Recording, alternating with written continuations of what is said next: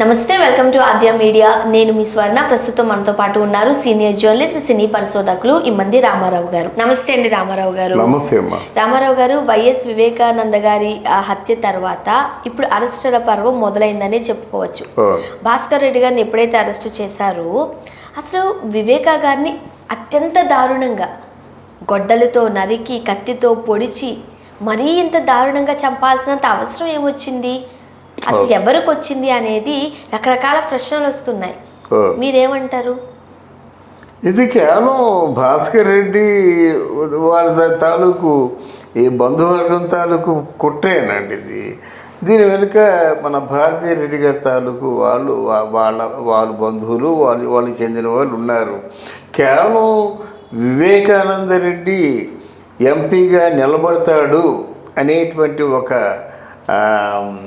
అక్కసుతో, ఉక్రోషంతో, కోపంతో ఉన్నారు ఒకటి. తర్వాత బెంగళూరులో ఒక ల్యాండ్ సెటిల్మెంట్ విషయంలో 400 కోట్ల రూపాయలు వివేకానంద రెడ్డి తీసుకున్నాడు. అర్థమైందా? తీసుకున్నాడు.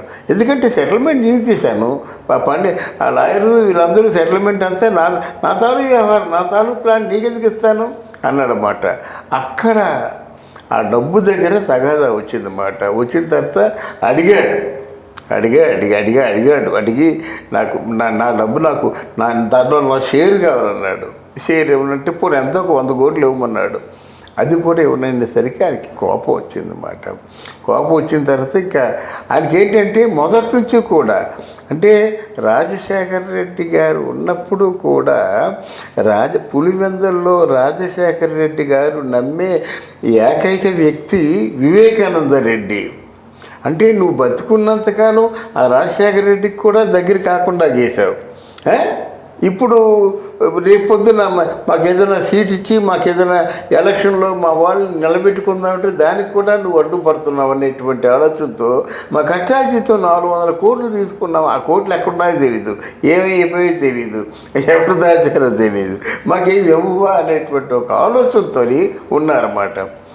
ఇక్కడ భారతీరెడ్డి గారి తాలూకు హెల్ప్ తీసుకొని అమ్మ మా ప్రయత్నాల్లో మేము ఉంటాం, ఏదైనా రేపొద్దున మా ప్రమాదం జరిగిందంటే మా ప్రయత్నాల్లో మేము ఉంటాం, రేపొద్దున ఏదైనా ప్రమాదం జరిగిందంటే డెఫినెట్గా మమ్మల్ని ఆదుకోవాల్సిన భారం నీదే అని ముందు ఆవిడ తాలూకు ఆ భరోసా, ఆవిడ తాలూకు ఏదో అభయహస్తం తీసుకొని దీంట్లో దిగిన తర్వాత అసలు ముందు ఏం జరిగిందంటే మా రాత్రి 3 గంటలకో 2 గంటలు ఎక్కడి నుంచి వచ్చారన్నమాట. ఆయన వచ్చిన తర్వాత అది 2-3 గంటల మధ్యలో వచ్చిన తర్వాత వీళ్ళు వచ్చారు.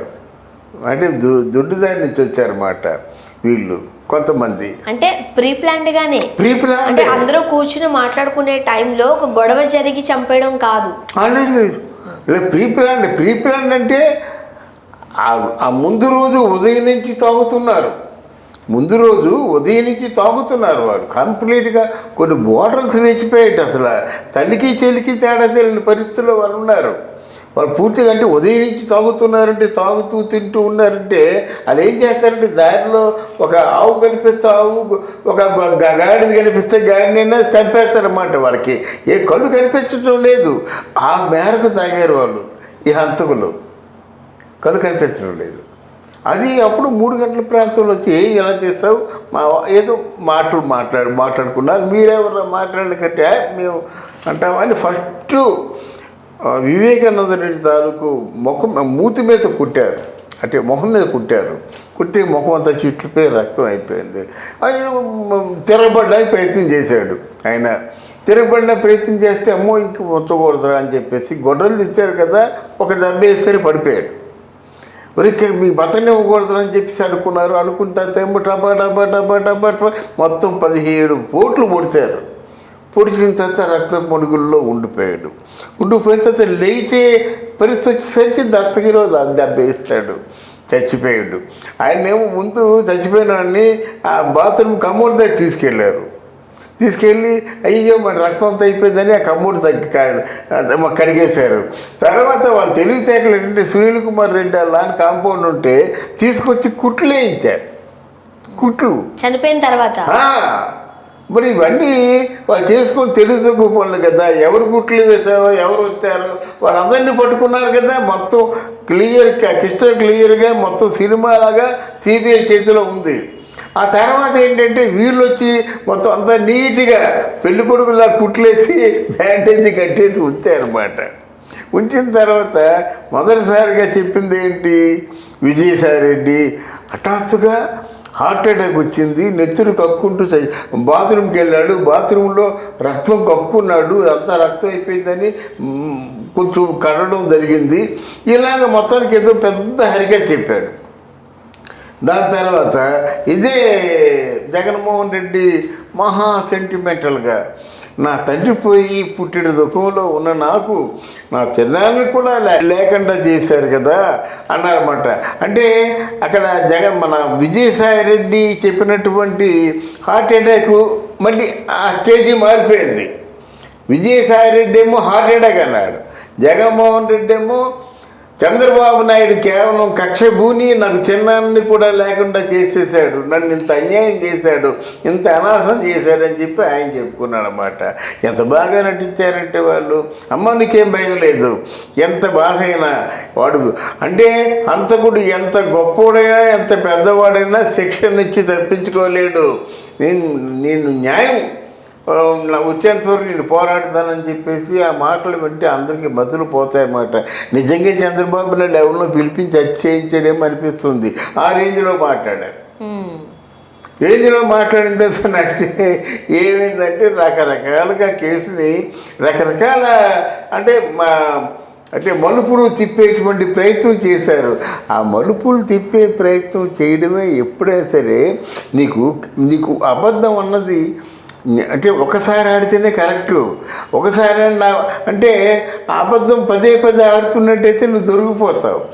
ఎన్నిసార్లు అయినా అదే అబద్ధం ఆడాలి, ఎన్నిసార్లు అయినా నారాసుర రక్ష చరిత్రని చెప్పాలి. అది కాదు సునీత మూడంటే ఆయన వదిలేసేట్టే కదా, నీకు అర్థమైందా? అది కాదు ఇంకొకడు అంటే